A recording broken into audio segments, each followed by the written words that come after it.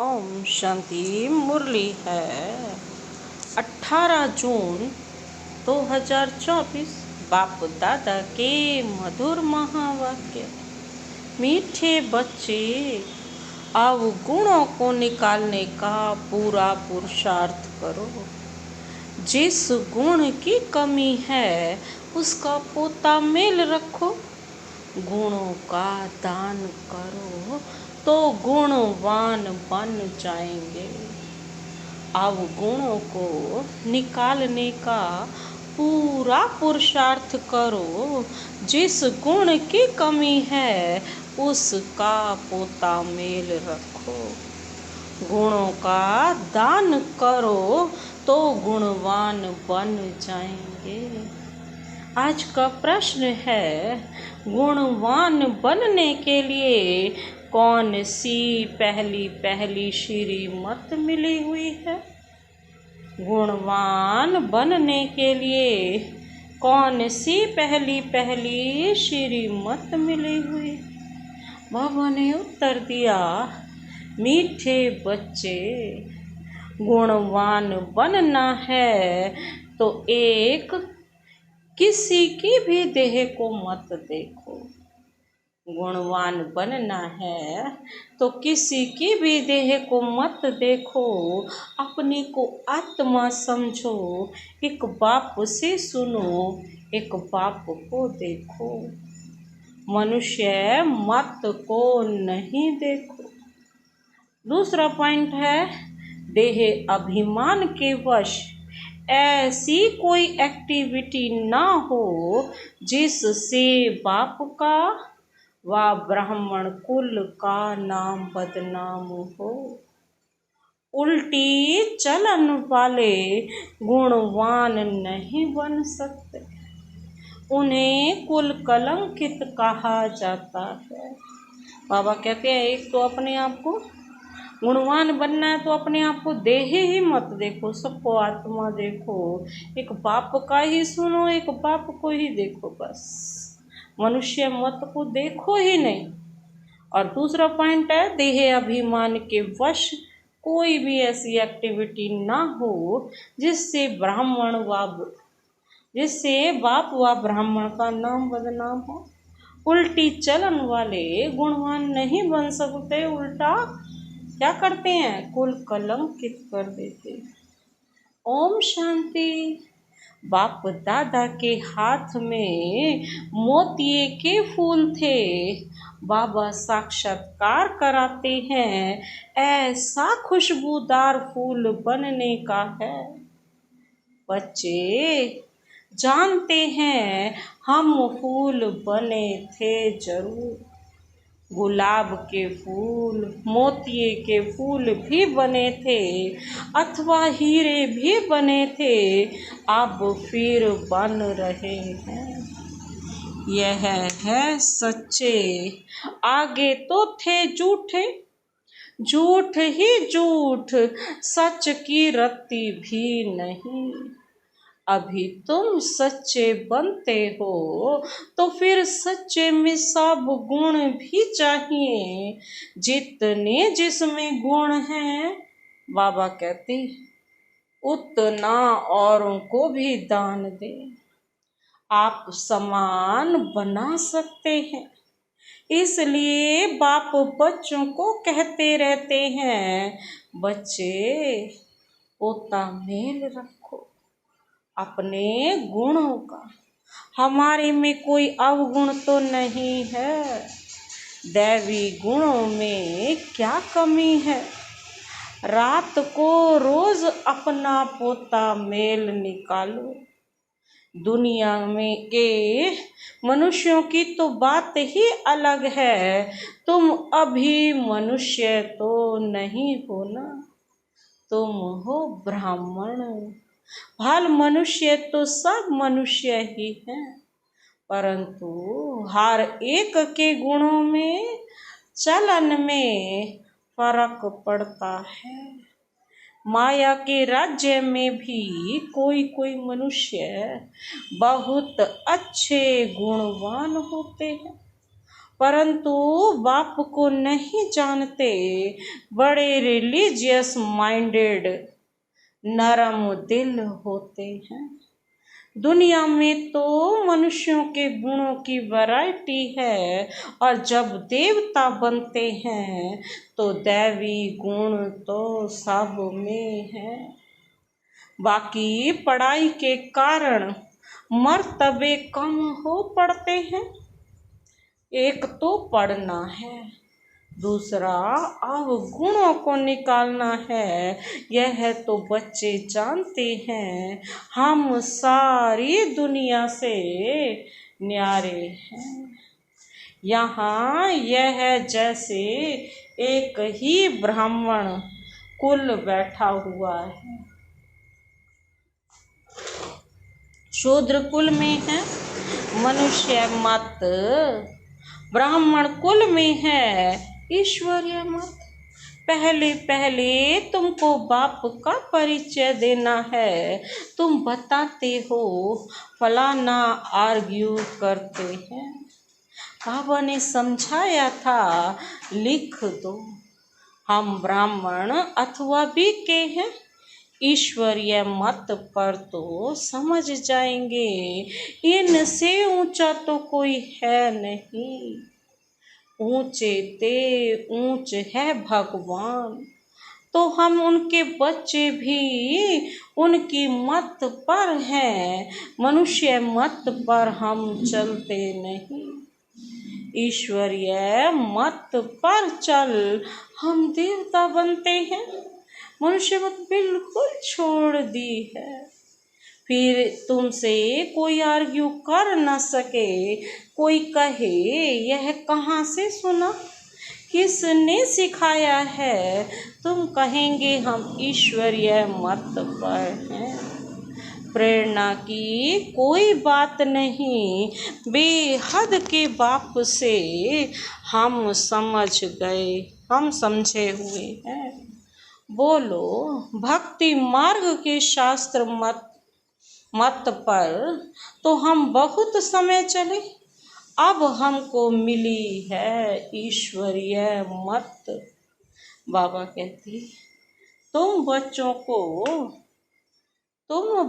को बाप की ही महिमा करनी है। पहले पहले बुद्धि में बिठाना है, हम ईश्वरीय मत पर हैं। मनुष्य मत पर हम चलते नहीं, सुनते नहीं। ईश्वर ने कहा है ना, hear no evil, see no evil. मनुष्य मत, आत्मा को देखो, शरीर को नहीं देखो। यह तो पतित शरीर है, इनको क्या देखने का है। इन आँखों से यह नहीं देखो, यह शरीर तो पतित का पतित ही है। यहाँ के यह शरीर तो सुधरने नहीं है, और ही पुराने होने हैं। दिन प्रतिदिन सुधरती है आत्मा, आत्मा ही अविनाशी है। इसलिए बाप कहते हैं सी नो इविल, इसीलिए कहते हैं बुरा मत देखो। शरीर को भी नहीं देखना है, देह सहित देह के जो भी संबंध हैं उनको भूल जाना है। आत्मा को देखो, एक परमात्मा बाप से सुनो, इसमें ही मेहनत है। तुम फील करते हो यह बड़ी सब्जेक्ट है। जो होशियार होंगे उनको पद भी इतना ऊंच मिलेगा, सेकंड में जीवन मुक्ति मिल सकती है। परंतु अगर पूरा पुरुषार्थ नहीं किया तो फिर सजाएं भी बहुत खानी पड़ेंगी। तुम बच्चे अंधों की लाठी बनते हो।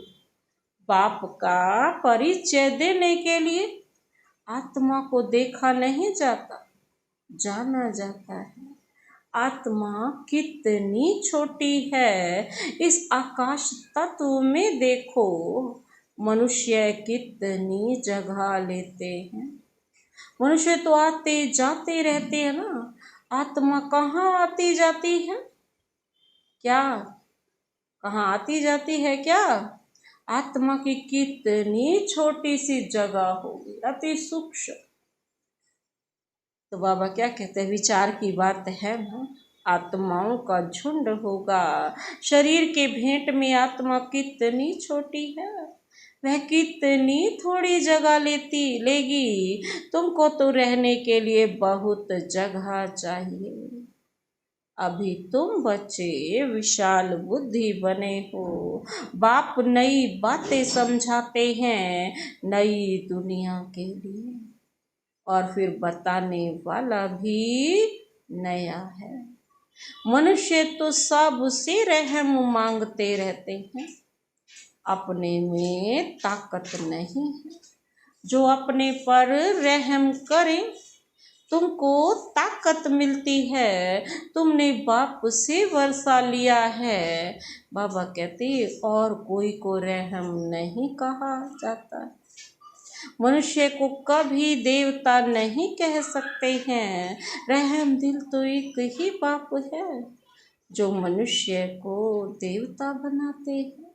इसलिए कहते हैं परम पिता परमात्मा की महिमा अपरम अपार है, उसका पारावार नहीं। अभी तुम जानते हो उनके रहम का पारावार नहीं है।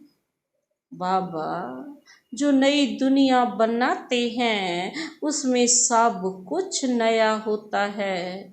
मनुष्य पशु पक्षी सब सतो प्रधान होते हैं।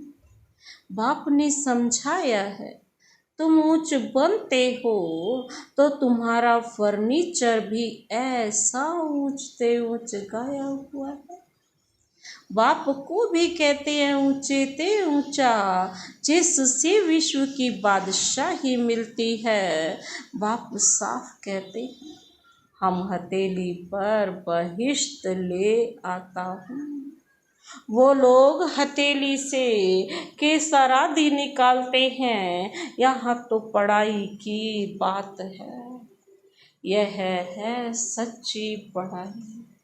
तुम समझते हो हम पढ़ रहे हैं, पाठशाला में आए हैं। पाठशालाएं तुम बहुत खोलो तो तुम्हारी एक्टिविटी को देखें। कोई फिर उल्टी चलन चलते हैं तो नाम बदनाम करते हैं। देह अभिमान वाले की एक्टिविटी ही अलग होगी। देखेंगे ऐसी एक्टिविटी है तो फिर जैसे सब पर कलंक लग जाता है। समझते हैं इनकी एक्टिविटी में तो कोई फर्क नहीं है। तो गोया बाप की निंदा कराई ना। बाबा कहते क्या कराई, गोया बाप की निंदा कराते हैं। टाइम लगता है, सारा दोष उस पर आ जाता है। बाबा कहते मैनर्स बहुत अच्छे चाहिए। तुम्हारे कैरेक्टर्स बदलने में कितना टाइम लगता है। तुम समझते हो कोई कोई के कैरेक्टर्स बहुत अच्छे फर्स्ट क्लास होते हैं, वह दिखाई भी पड़ेंगे। बाबा एक एक बच्चे को बैठ देखते हैं, इनमें क्या खामी है जो निकलनी चाहिए। एक एक की जांच करते हैं, खामियां तो सब में हैं। तो बाप सब को देखते रहते हैं, रिजल्ट देखते रहते हैं। बाप का तो बच्चों पर लव होता है ना। जानते हैं इनमें यह खामी है, इस कारण इतना उच्च पद पा नहीं सकेंगे। अगर खामियां नहीं निकली तो बड़ा मुश्किल है। देखने में ही मालूम पड़ जाता है, यह तो जानते हैं अभी टाइम पड़ा है। एक एक की जांच करते बाप की नजर एक एक के गुणों पर पड़ेगी। पूछेंगे तुम्हारे में कोई अवगुण तो नहीं है, बाबा के आगे तो सच बता देते। कोई कोई को देहे अभिमान रहता है तो नहीं बताते हैं। बाप तो कहते रहते हैं आप ही जो करे सो देवता, कर कहने से करे वह मनुष्य। जो अपने आप करता है वो देवता है, जो कहने से करे बाबा कहते वह मनुष्य है, जो कहने से भी ना करे बाबा कहते डैश डैश डैश। बाबा कहते रहते हैं जो भी खामियां हैं इस जन्म की वह बाप के आगे आप ही बताओ।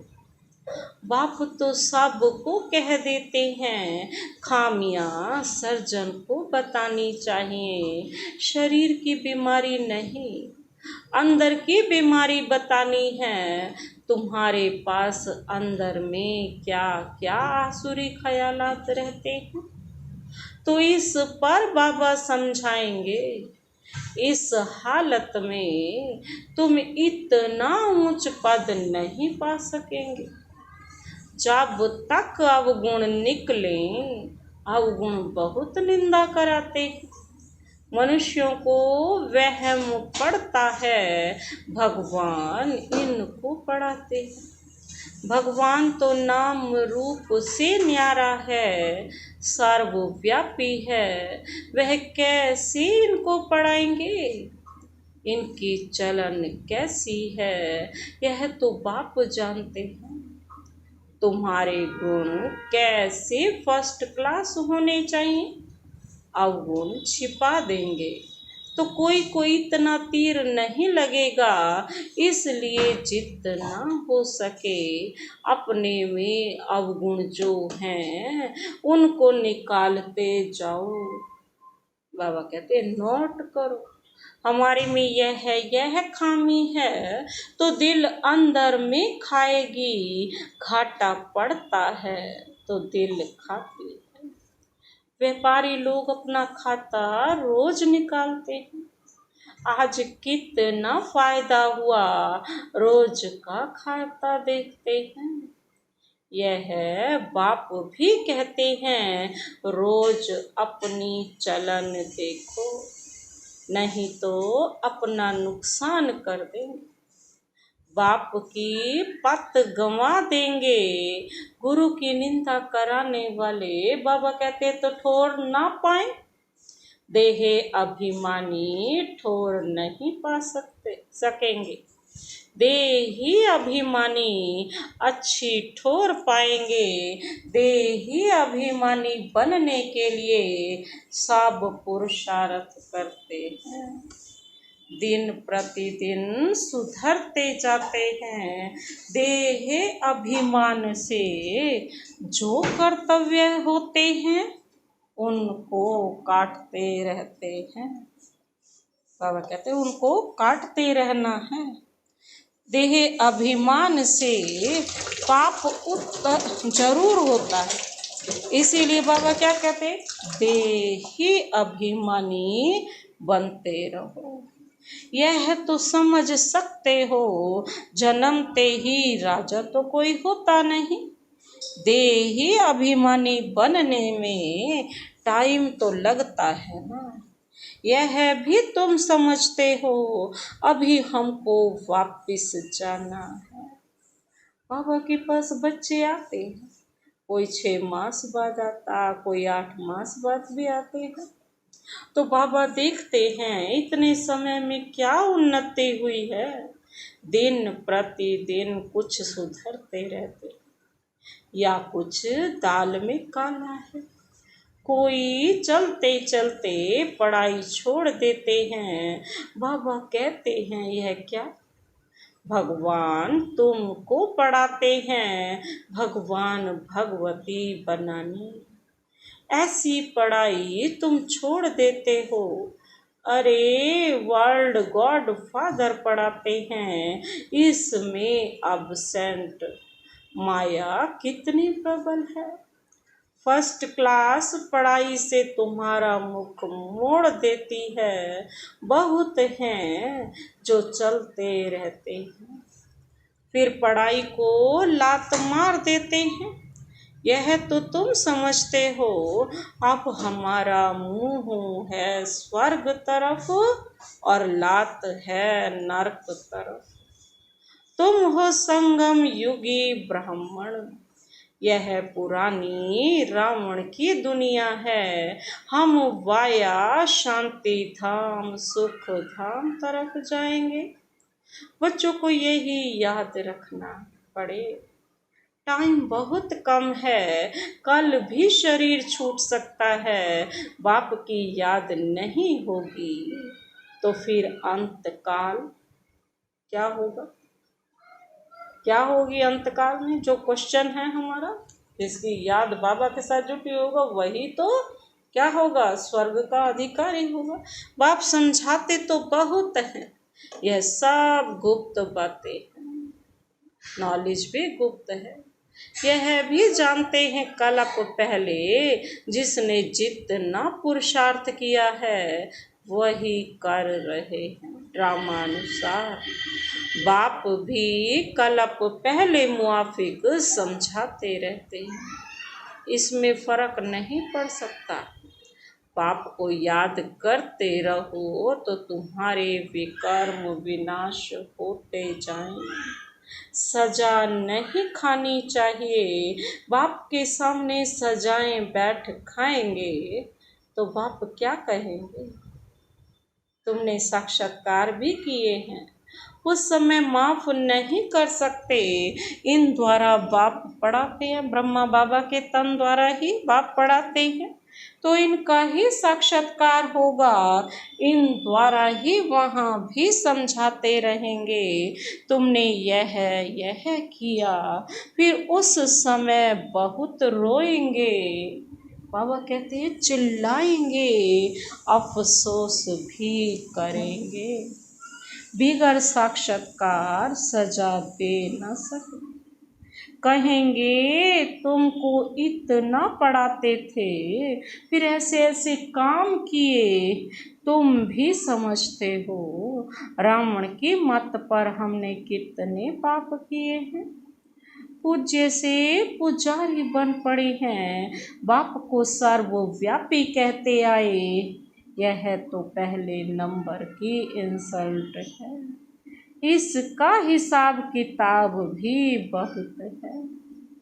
बाप उल्हाना देते हैं, तुमने अपने को कैसे चमाट मारी है। भारतवासी ही कितना गिरे हैं। बाप आकर समझाते हैं, अभी तुमको कितनी समझ मिली है, सो भी नंबरवार समझते हैं।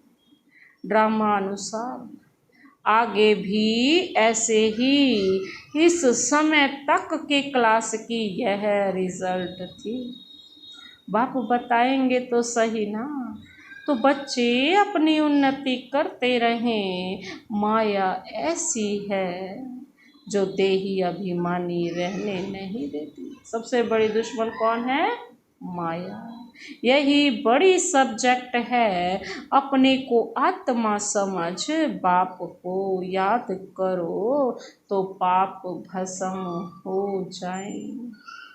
अच्छा, मीठे मीठे सिक्की लधे बच्चों प्रति मात पिता बाप दादा का याद प्यार और गुड मॉर्निंग। रूहानी बाप की रूहानी बच्चों को नमस्ते। हम रूहानी बच्चों की रूहानी बाप दादा को नमस्ते नमस्ते नमस्ते, गुड मॉर्निंग। शुक्रिया बाबा, शुक्रिया। धारणा के लिए मुख्य सार है, पहला पॉइंट है, देह अभिमान में आने से पाप जरूर होते हैं। देह अभिमानी को ठोर मिल नहीं सकती, इसलिए बाबा कहते देही अभिमानी बनने का पूरा पुरुषार्थ करना है। कोई भी कर्म बाप की निंदा कराने वाला ना हो। दूसरा पॉइंट है, अंदर की बीमारियां बाप को सच सच बतानी है, अवगुण छिपाने नहीं है। अपनी जांच करनी है कि मेरे में क्या क्या अवगुण है। पढ़ाई से स्वयं को गुणवान बनाना। आज का वरदानी हाथ सिर पर अनुभव करते हुए वरदान अपने में समाते हैं। हद की रॉयल इच्छाओं से मुक्त रहे, सेवा करने वाले निस्वार्थ सेवाधारी भव। हद की रॉयल इच्छाओं से मुक्त रहे, सेवा करने वाले निस्वार्थ सेवाधारी भव। जैसे ब्रह्मा बाप ने कर्म के बंधन से मुक्त न्यारे बनने का सबूत दिया, सिवाय सेवा के स्नेह के और कोई बंधन ही नहीं। सेवा में जो हद की रॉयल इच्छाएं होती हैं, वह भी हिसाब किताब के बंधन में बांधती हैं। सच्चे सेवाधारी इस हिसाब किताब से भी मुक्त रहते हैं। जैसे देह का बंधन देह के संबंध का बंधन है, ऐसे सेवा में स्वार्थ यह भी बंधन है।